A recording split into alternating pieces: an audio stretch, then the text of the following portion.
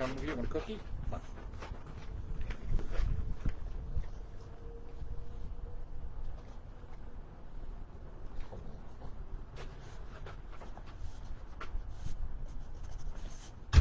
Hey guys, all right, so here we go again. It's today's Friday, April 25th. Today was the last day to get all your union dues and your assessments up to date. If you didn't do that, you mailed your ballot in, it won't get counted. So my best update to tell you today is we had about another 300 and something ballots coming in. So we're right around 2,588 ballots that are in so far. We got 6 more days to bring in ballots. The last day will be a double count. If you have your ballot, it would have to be in the mail today, possibly tomorrow. It might make it there by Wednesday. If you're intending on mailing out your ballot this late, definitely go for overnight express. Pay the extra bucks. It's worth it. This is the picture of what the envelope looks like. If you guys are passing through, right there, it's going to say on the top corner, it's going to say right here, American Arbitration Association, 120 Broadway, 21st floor. It looks like regular mail. I don't know why they don't do something to identify it, give it a ribbon or something so it just sticks out a little bit more. But it says right on the side here, New York City, Vicinity Carpenters. It'll say right, election material enclosed. So look for that on the bottom. That sticks out pretty well. That might help. They should really do that with a banner, I think. I'd probably recommend if they ever did it. Well, in all honesty, guys, there'll probably be one more election, and after that, when the merger takes place, it'll be over. You know, so we don't probably have to worry about too many of these. But if you got your ballots in the mail, hopefully they get counted by Wednesday. Like I said, there's 2,588 ballots, and so far, that's not counting today. So that's a weak number, guys. We were at the last election, we had 3,518. So whether we break that number, I don't know. I mean, we did send out, I think, less than 3,000 in the last election. So, I mean, you got to expect the numbers to vary. I looked across the board, compared it to the last election, see which locals are heavy and stronger. All the locals are lacking a little bit. But if you take 157, for example, I think we're down to 63 or 6,400 members. So we lost quite a few members. So that's going to affect it. I mean, you have the guys that are involved, guys that pay attention. They're going to get their ballots right away. They sent them in right away. They probably had it in before the debate. A lot of people were telling me that before the debate even happened, they had it in. They got it that Saturday. They were in the mail Monday, or that Saturday, probably in the mail. Yeah, that's about it. I mean, as far as that goes with the election, the 30th is the last day. They'll pick up the ballots at, I said something wrong in my last video. They'll pick up the ballots at 9 o'clock in the morning and at 5 o'clock. All ballots have to be there by 5 p.m. The 30th. They have to be there at 5 p.m. is the last, and that's it. Anything gets after that will not get counted. Next Friday, a week from today, will be the day we count the ballots at the arbitration. I'm sorry, guys. This is my other dog, Tyson. I just see those as cookies. So, it'll be a week from today. I think about 10 o'clock in the morning we'll start counting. Hopefully by 12 we'll have the results. You know, I'm optimistic we still have a thing. I think we pulled some votes away from them. I think people got involved a little bit, understanding the direction we've been in. You know, I was dealing with the guy today, called me about heavy construction. A good friend of mine, he used to be an estimator, and we went over some things today. And he pretty much told me what's killing us too on a lot of these jobs, the 731 guys and the sand hogs. Especially with the sand hogs, I mean, they're a lot rougher than us. I mean, some of the work I've seen them do is like, I follow them with 2nd Avenue subway. But listen, when they deal with the sand hogs, they're dealing with one trade. The trade does everything under that. So they're not bouncing for different trades. I think that's why they use them a lot. Same thing with 731. I mean, they'll take the strip right off your back if they could. I mean, I hate to be mean about it, but it's true. I've dealt with them on the field. You know, you'll be chasing them with chainsaws and skill saws after our work as much as they can. But you know, you have to police that yourselves out there, guys. That's the best recommendation I can tell you. You know, I mean, I've heard stories about business agents never showing up. I mean, I know even Anthony McDaniel's had problems with it. I know he's had problems. He's a regional manager, but, you know, guys come in late, guys leave early. You know, he's a regional manager with not much power, from what I understand from that. You know, I can tell from business agents down there. You know, guys who deliberately just show up late, leave early, and, you know, they're not, you know, are they checking the jobs? Are they getting out there and pushing the button? Probably not, you know. They're not super aggressive. But some people are born with it, some people aren't. It's just like being a good steward or a good business agent. Some guys aren't, some guys aren't. Some people just they're riding the wave. They had a good run, and they don't really care what happens at the back end of this. I wish more of our members took a serious look at what this. We have 15%. 15% of the ballots are back. That's it. That's a poor number when you really think about it, right?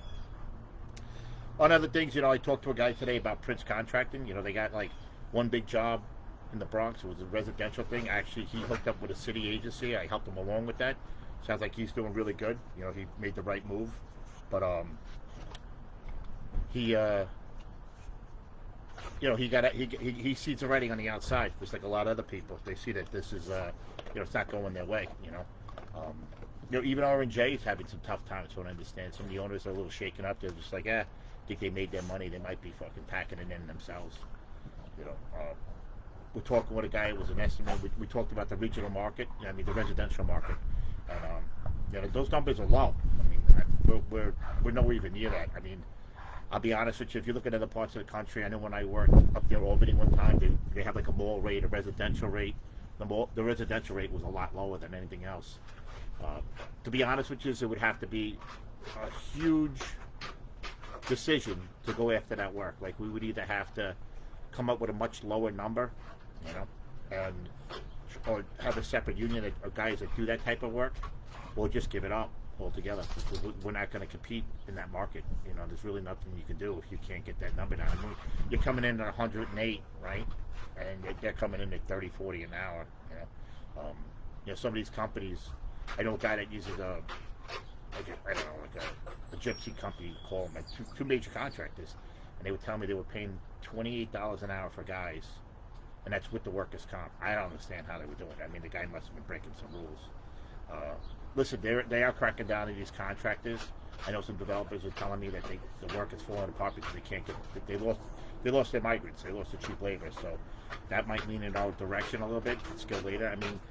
Down the road with these bigger projects, you do need unions. You need people that are trained, both in safety and skills, right? So maybe we do gather that market a little bit more. I just don't see.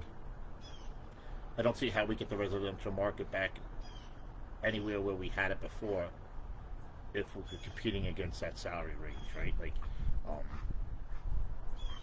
you're not going to come down. You're talking less than half, I don't know. That's a big number. It's something we'd have to crunch the numbers and see with the market and how much money is in that industry altogether.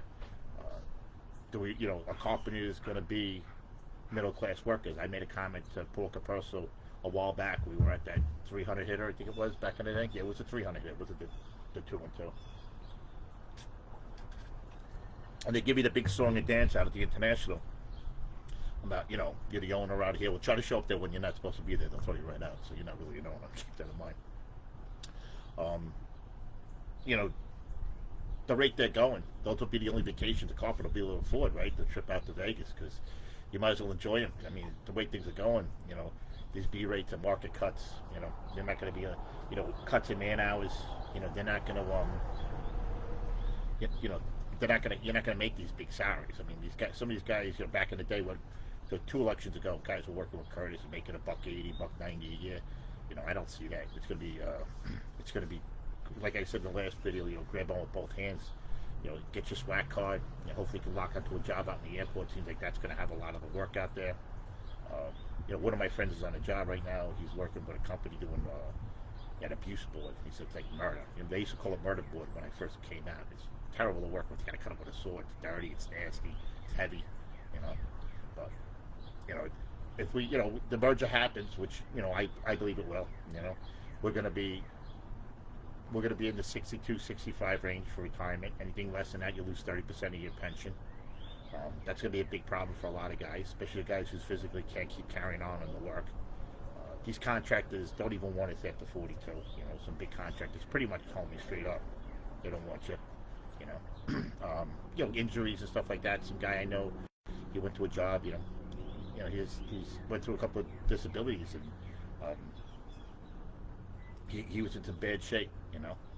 So your streaming is extreme connection issues. Please try troubleshooting internet connection or reboot your router. Hope that doesn't affect us.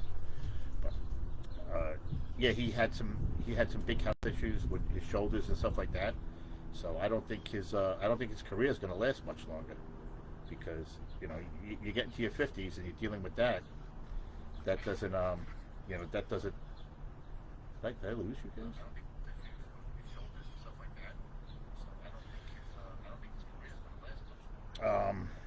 Yeah, so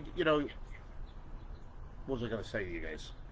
Oh, the health issues. That's right. Sorry, I lost my train of thought and my mind's going. I'm trying to do two things at one time.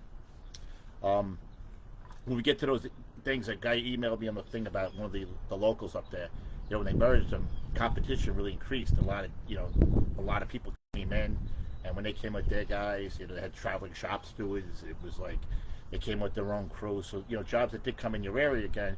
These companies from out of state, New Jersey, Connecticut, they're going to come in with their own crew, and they'll have their own steward, the whole 9 yards, and they'll set up camp and do their job. And the shaping thing, I don't know how that'll all work out. Time will tell. There's that, listen, I guess my best advice to some of the young kids out there is, think of other avenues to make a living. You got to think of other ways to start a business, open a laundromat, do something on the side.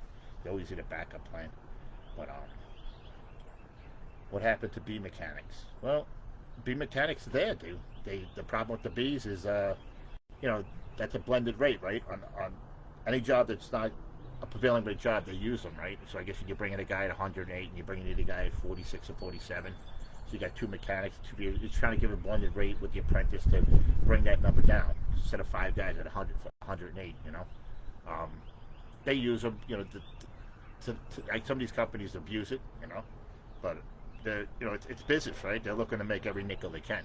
If they can squeeze every penny out of it, they're going to do it. With insurance liabilities, there's a lot of things that cause these contractors to change. But from what I understand from a good friend of mine, there's nothing coming out of the ground. There's really, literally no high-rise concrete jobs coming out of the ground. We had one, we lost it. There's like one other foundation job going on. There's nothing going on, guys. So concrete's going to be in a bad shape, real bad shape. The dock builders are busy now, but that's good. When the airport dries up, there's no foundation work. I don't know their guys they're going to feel it next year. Dock builders are going to feel it next year. There's the heavy work, you don't see 50, 60 carpenters in those jobs. I've done a lot of heavy over the year. You get 10, 20 guys. Maybe you get a job with 30 guys if you're lucky. That's unheard of. But it's gonna get tighter. I think. I know they keep kicking the ball and they give you a song and dance saying 6 months this summer. I think the interior work, you'll see some more stuff picking up. If you're a ceiling guy or woodworker or something like that, do hardware, you'll pick up something good like that. Especially, like I said, at the airport. You run work, like I said, if anyone's looking for a foreman's job, I got one guy. I got him set up with an interview. I think he's interviewed today. So we'll see how that works out for him. I got my fingers crossed for him. I hope everything works out. That's about it. You gotta, we string along. Like the numbers came in today. I'll just give you a quick rundown. I'll post them later on. But the numbers came in on the 22nd. We got only 31 ballots come in. Then the 23rd was 145, and the 24th was 175. So we're at 2,588. Like I said, we have 1, 2, 3, 4, 5, 6 more days worth of ballots. So, the numbers are really slow coming in. So, I guess out of the 16,800 something thing, only 50% of the members so far is voting. But usually that's what we get. Last time Paul picked up more votes because the president of my ticket got dropped out because he had his dues up to date. So he brought in more votes. I don't think he'll bring in the same numbers he brought in the last election. But we'll see. Like I said, the numbers look a little lower across the board in all the locals. But I think everyone's probably feeling the same crunch we have. 157's lost members. I'm pretty sure everyone's lost members. I know the floor company's lost a lot of guys over the last few years. Guys are retiring and just giving up their book. So that's another problem for us. When guys give up their union cards and walk away, that tells us, well, they got theirs and they just, they don't care anymore. Could be some guys who are just disgusted over the time. Like I said, right? They get, BAs weren't showing up. They get no remedy to any of their issues. So You know, I know guys that are counting the days to get out. Guys counting. Guys like, you just listen. You guys see it every time that Carpenter magazine comes in. We all do it, right? How many of us go to the back and we watch how many guys are retiring, right? And then we flip the page and we looked at how many guys have passed on, right? It's scary, right? We see those numbers and you start going, wow. So, you know, the scary number to me right now is how many guys we have on that pension plan, how many guys retired, how many guys are on the medical plan, because one thing has to feed the other, right? I told you guys, I sat on the board one time, Mike had me on for the medical board. It was like, and they told me a little bit about how it worked. The belly button count, you need 2.2 guys working for every one guy retired, and the numbers are crazy. You know, I have to cover that type of number, you know, and you know, when you're pulling that number in, you're okay. But we, you know, we lost the, you know, we got the full mobility, right? We got that. They get the full mobility. We got the out-of-towner. We had the out-of-towner matched, and that saved us like $2.5–3 million. Sorry, 2.5 to 3 million man hours a year. Right? Wasn't getting reciprocated back to these other district councils, but we lost that in an NLRB case. But we never grieved it. We never went back and fought it. I think we would have done. If I was there, I would have fought that in the contract. I would have gave it up, because you know, you're reciprocating that money. At least if someone's coming from another district council, another local outside the New York City district council, that person should get matched, right? I think in other parts of the country they do. We used to always have 50-50 on that, and it kind of forces the hand to the company would have to use guys with, at least within the district council, right? We want to keep our money within our union, right? I mean, we got to protect our own, but you know, we gave that up and nobody fought for us because people in the room didn't seem to care. So you know, they get a time like today when things are slow, right? So let's just say we're losing half of that. Let's say we're losing 2 million, right, or 1.5 million. So you know, when you got a year when you're only doing, you're losing 1 million a month in man hours, that's a big number to give away. And losing that money can make a difference to having retirement medical, or just losing that basic medical and period, right? I know our dental sucks. I just got a text or an email from one of our members on how crappy our dental is. I've had that question a bunch of times to me. But, yeah, so I'm just looking to see if you guys have any questions. If you have anything, please send them over here. I'm checking them on this other phone to see if they pop up, because I don't have the column thing over here. I don't know why. I don't know why it does that to me. But what was the other questions you guys sent me? Let's see. Give me 1 second, guys. I know I should probably have that all prepared, but I had a couple of things I was trying to get to. So I think somebody asked me how we validate the election count. So we'll be there for that. Your envelope comes in, it gets scanned, it gets processed with AAA in the outer envelope, which is a code on it. After that, it's all validated. It gets taken out of that envelope. Then that white envelope, the one you guys put everything in, it's a secret ballot, that gets put into a separate drum. They separate it by the locals, that way they have a breakup of which belongs to what local. And that's how everything's validated. Everything has to be validated before it can be open, and they have a process. It's an open window. We get to see part of that, and like I said, it'll be up on a big monitor screen. That everything does come down to a discussion. They'll come in with somebody, and some AAA will come in a room, and then both teams will sit there and they'll go over it and see what the intent was of the ballot. Like I said, if it looks like someone changed it a couple of times, or it looks like, it looks damaged, and we could just say no, or they could do it. Usually, you can kind of figure out the intent of what it's supposed to be. Hopefully that'll, it doesn't come down to 1 or 2 votes. But listen, the closer these numbers come, I don't know. But listen, I think I have a lot of people, from what I understand, have reached out to me, and they voted up for the other team last time. I think they've realized things aren't going that well, and they're nervous now. So maybe I did it. Maybe I pulled it off, guys. I don't know. I'm just a rank and file carpenter like you guys. I'm trying to figure out how to get it done. I don't have all the answers, but I know if I get in there, I'll definitely fight for you guys. I'll do the best I can, and I think I could get us in the right, at least get us back on track and get us in the right direction. We have we'll have another election in November, so we'll see how that works out. Like I'm saying, at least if I get this shot, I think I could at least prove to you guys by November that I'm on the right track. So I think if I get in there, I think I could definitely want a lot more of you back on my side, because you'll see that I mean business, and setting up that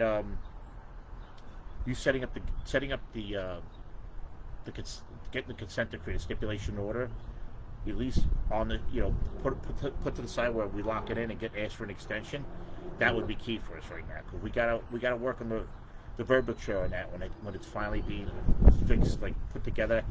The one man, one vote. We got to keep the stipulation for organized crime in there. We got to keep the shops doing certification, that type of wording in there. It's very, very important, guys, because if we don't do that, and they did merge us with another council, basically what you do is you set it up to the point where they wouldn't merge us with another council. Nobody want to deal with those type of set things that were written by a federal. They wouldn't want to deal with it. They would be like, the hell with you, you guys are on your own, which is what we don't. We're better off on our own.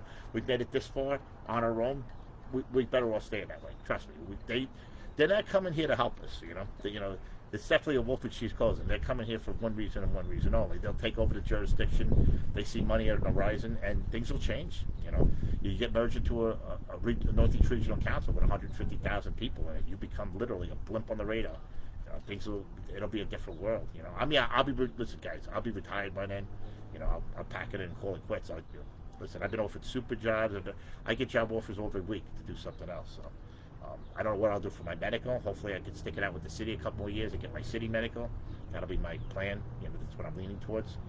I got offered a safety position with the city too as well. So maybe to get to 55, maybe I'll hang in for a little bit, maybe do safety work there. The hospital I work with, the CEO really likes me. So I got lucky. I got to work in his office. So I'm doing a lot of fancy woodwork for him. He's never seen that before. So I guess some of the skills that I came across in life helped me a little bit. So anyway, guys, we'll just do our best, right? Make those calls tonight. Like I said to you, where's that piece of paper? That's what the ballot looks like. Everyone that's saying they don't have a ballot, half the time when you call these people, they start looking, they actually find it. Their wife put it on top of the microwave or something like that. Today's Friday. If you got that ballot by tomorrow, I would pay a few bucks, overnight it. Don't play games with this. This is your livelihood. This is your pension. This is your annuity. This is your retirement. If you're a guy out there right now and you're 45 years old, right? You got that thing in the back of your head. Oh, I'm going to be out of here, blah, blah. Listen, guys, you're thinking 10 years you're out of here. This doesn't happen. That 10 years is over. You're looking at 62, 65, like in the rest of the country. Chances are you'll end up on disability long before you're able to retire. They take big hits to their pension. It says right there, the Westchester, 30%. You get out before 62 or 65, you lose 30% of your pension. So do the numbers in that.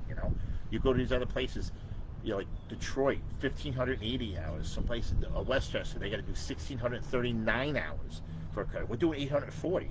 Could you imagine having to do 1,580 hours? They don't have banked hours. They don't get to bank those hours. So those years that are busy, for some of these big company guys, the 1,600, 1,800 hours, no problem. But there's company guys I know right now that are slow with these smaller companies. They're working every other week when things get slow, right? Now, will you still make your 15? Probably, but you're not banking your hours, and God forbid something goes awry, you lose your medical. What if we get merged, just like it happened in the Midwest and everything like that? You get a letter in the mail, July. December's over, you got no more medical. Now, that's for you, your wife, and your kids. Now what do you do?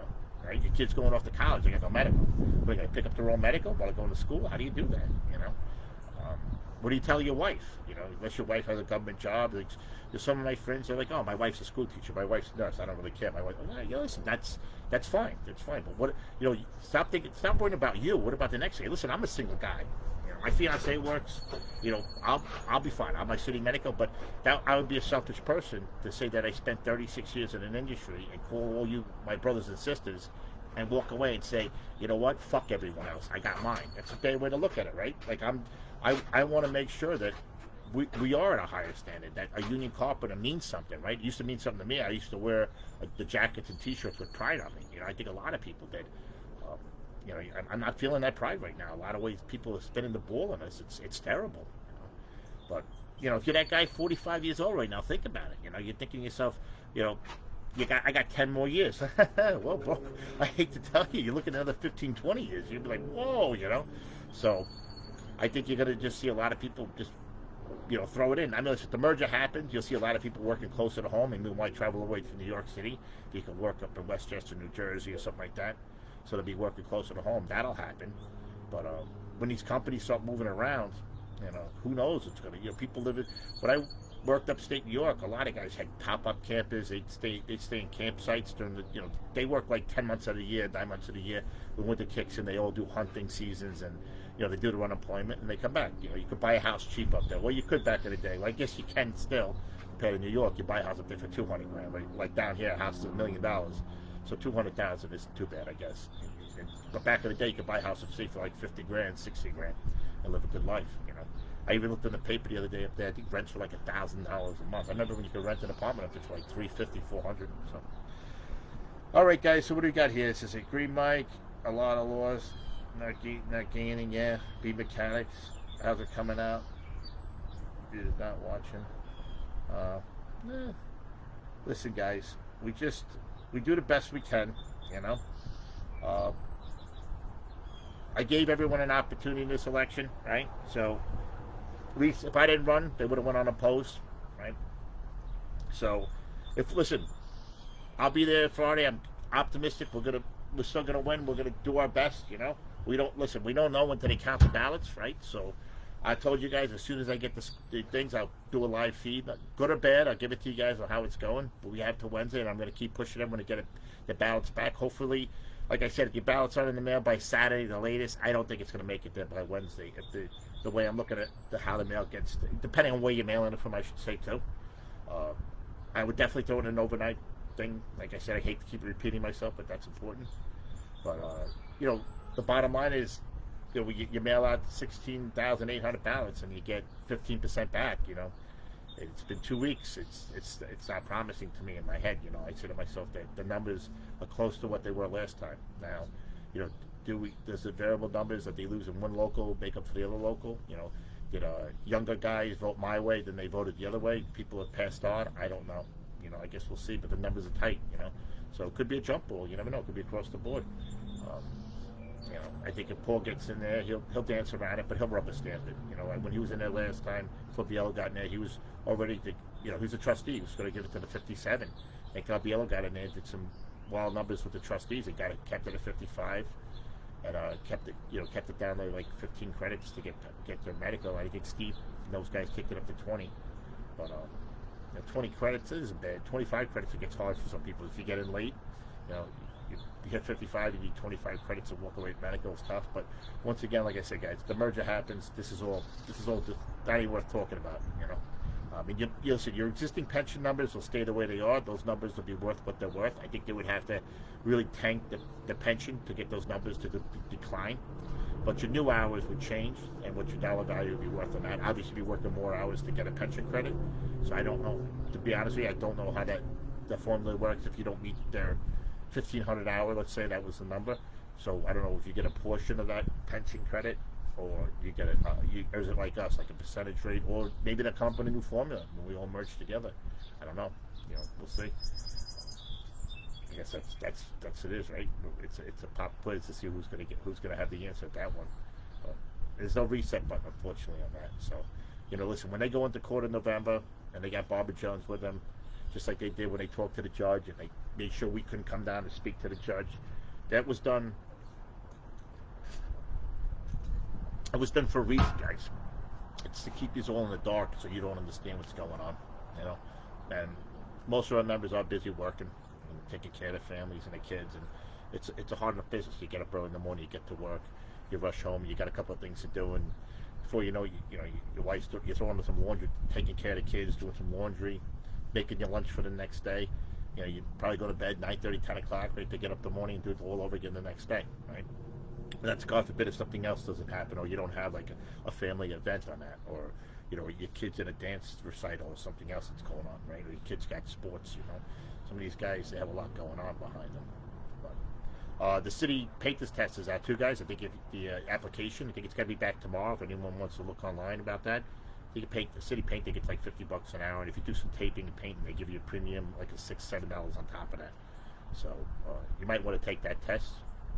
Maybe accept a second option in life in case things don't work out. You have another avenue. I always believe in having a backup plan. I always did it my way in life. Always had a backup plan in case something didn't go one way. I could walk away and do something else. But all right, well that's about it. And I'm going to wish everybody a happy weekend. I actually got to work tomorrow and Sunday.